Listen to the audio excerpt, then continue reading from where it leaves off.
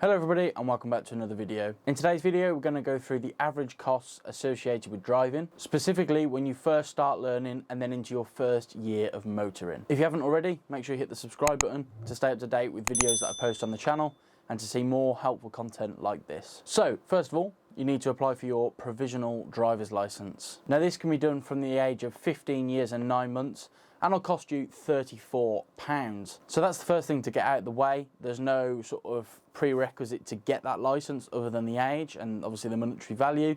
So you can get that as soon as you're eligible. I'll leave a link in the description to where you can apply for that, because I know there's a few scam websites out there, so I've got the official site.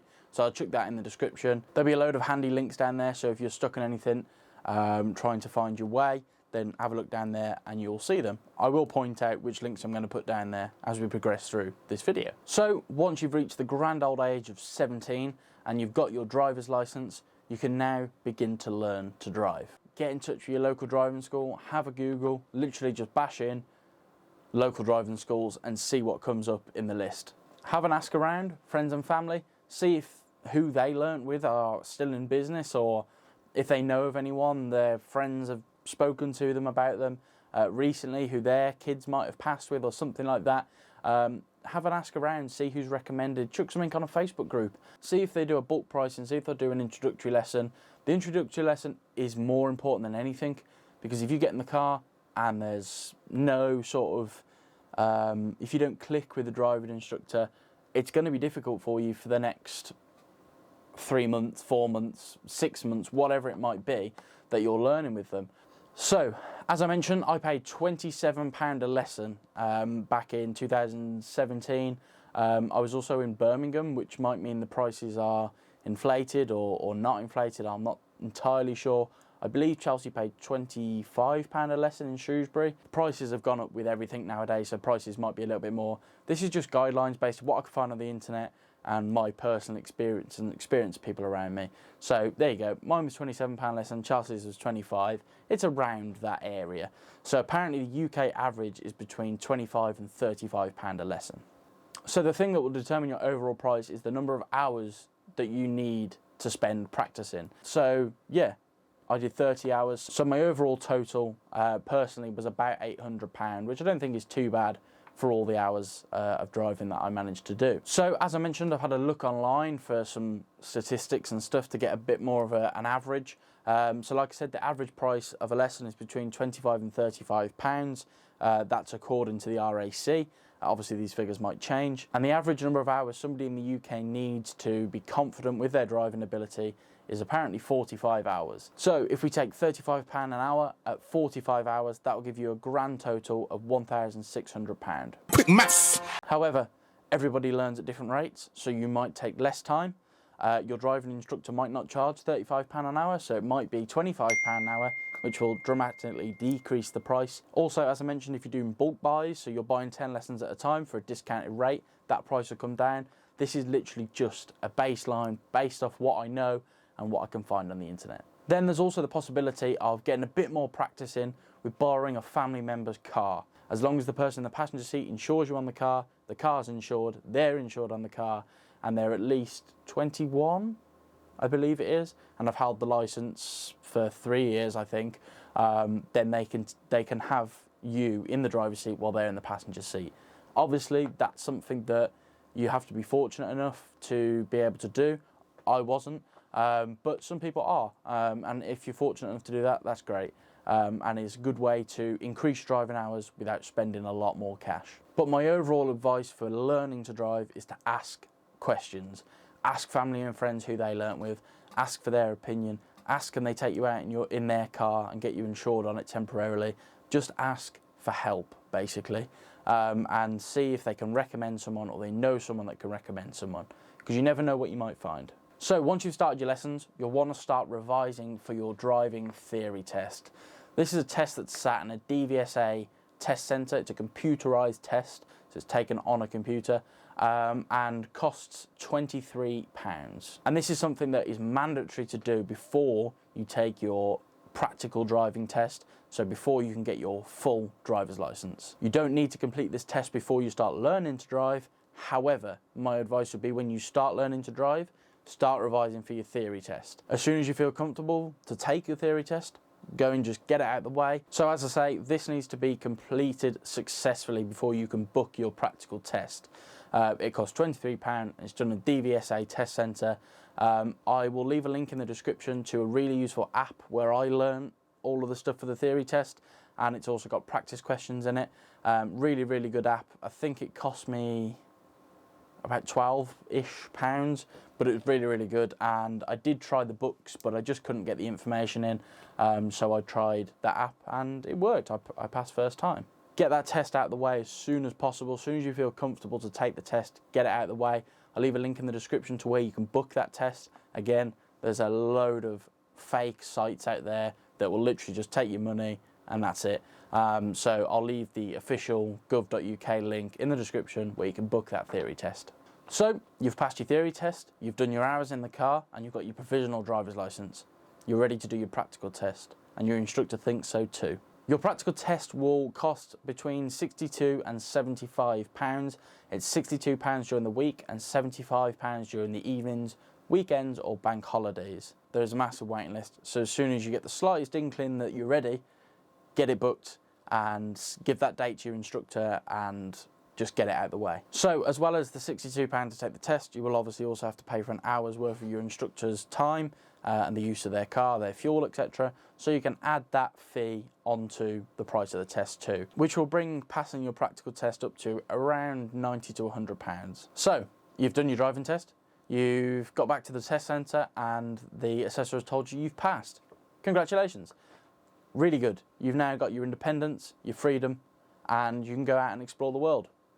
Or at least the UK. What happens next is your instructor will drive you home, you'll rush upstairs, get straight into Facebook Marketplace, Auto Trader, and have a look for your brand new shitbox. Good first car. So for argument's sake, you pick up a nice first car, not a shitbox, and you've watched this video up here on cheap to insure first cars that I made. And the car you've picked up is worth around £3,500, which is apparently the UK average for first cars. So now you've got to insure it, fuel it, tax it, and maintain it. So I've scoured eBay for hours and hours and hours, looking for the perfect first car. Not really, I set the price limit to £3,500, sorted high to low and clicked on the first one that wasn't Cat S. And I found this, a beautiful Ford Fiesta in blue. So I've based this next portion off of this car. So you've got your car, £3,500, it's on the drive, it looks mint. You're going to slam it. I mean, you're not going to slam it. You're going to clean it and drive it carefully and sensibly. So what you've got to do before you can drive it is you've got to tax it, insure it and fuel it. So tax on this specific car is £135 a year.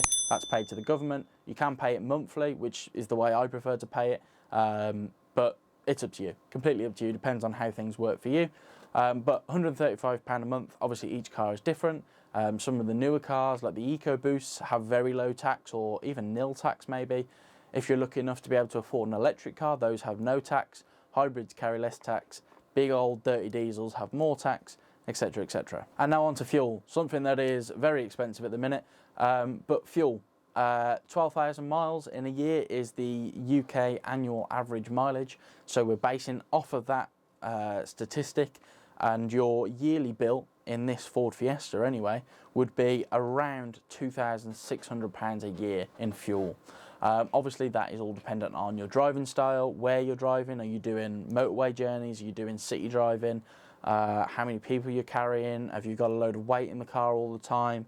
Do you carry bricks around in the boot or something like that?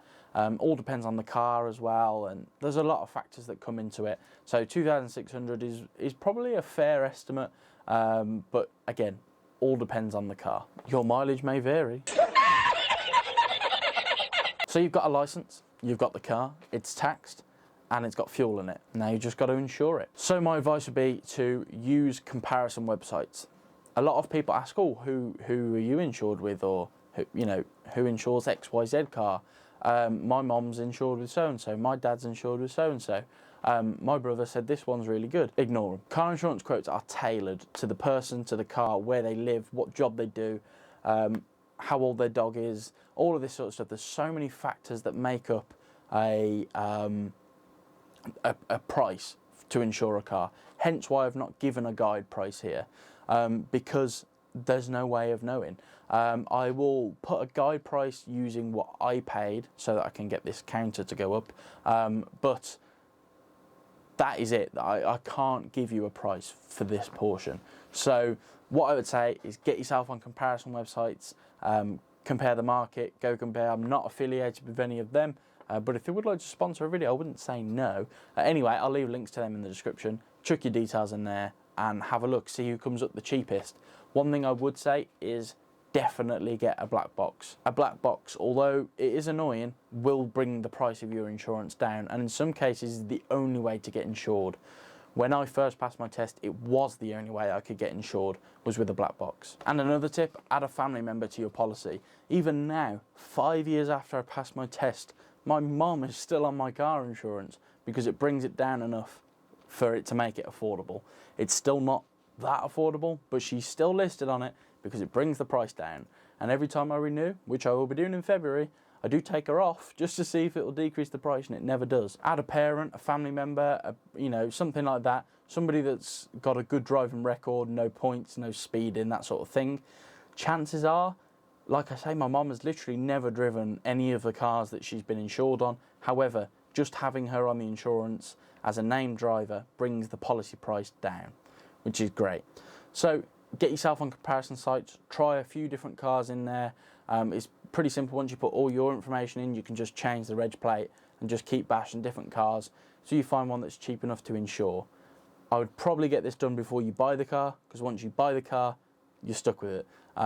So you would have to just bite the bullet on the insurance. I realise now that I'm editing the video, they didn't actually give a guideline price to the insurance. So my first year with a black box, with my mum on the policy, was £2,500. So I'll go ahead and add that to the total. But obviously your price could be majorly different depending on a whole host of factors. So get yourself on a price comparison website. So you've sorted your insurance, you've got your car, your fuel, your tax and your licence. Now you're good to go. Driving a car is not a cheap game. So you've got to perform maintenance on your vehicle. So your MOT is due. However, you bought a good car, not a shit box. So your car sails through its MOT and no advisories, no nothing. So that's £55, please. Great stuff. So you've paid your £55 for your MOT, you're back on the road for a year. Good stuff. You notice that your 4 tyres are going bald. They pulled that up in the MOT. Not as an advisory, but they just mentioned it to you. They'll be needing to replace soon. So you think, okay, ahead of time, I'll put some new tyres on. Now I had a look online for a decent set for my beloved blue Ford Fiesta, and an average price is around £300 for all 4 tyres. So you can add that into your costings too. Obviously each car is different and you might not need to replace them every year. It could be every 2 years or even a bit longer if you're lucky. And finally, to keep your car healthy, it needs a service. At the very least an oil and filter change, but ideally a full service. Now that'll set you back around £75, which is the price from Halfords. I wouldn't take your car there, but there you go. They were the only people that would give me a price online. However, if you feel like saving a bit of money, you click up here and watch the video where I perform an oil and filter change, and you could probably do it for about half that price. And now you're good for the first year. Go out and enjoy yourself, travel around, see new things, meet new people, and just have a good time. Be safe on the roads and enjoy it.